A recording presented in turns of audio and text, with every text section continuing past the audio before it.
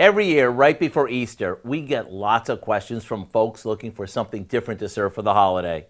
So rather than giving you a new way to cook a ham or roast a prime rib, we thought we'd show you how to prepare a rack of lamb.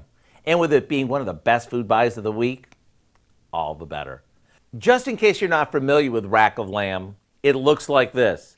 Each one of these is considered a rack, with the meaty loin in the center and the rib bones attached to it.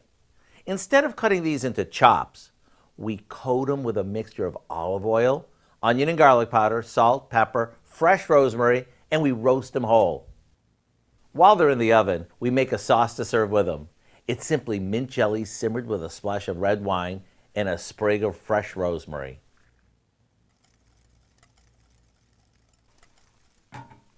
Once the internal temperature of the lamb reaches 145, which is medium rare, we take them out of the oven to rest.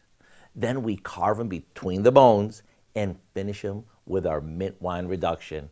It may sound and taste fancy, but it's so easy. To get the recipe for our herb-crusted lamb with mint sauce, simply visit our website so you'll have it in plenty of time for Easter.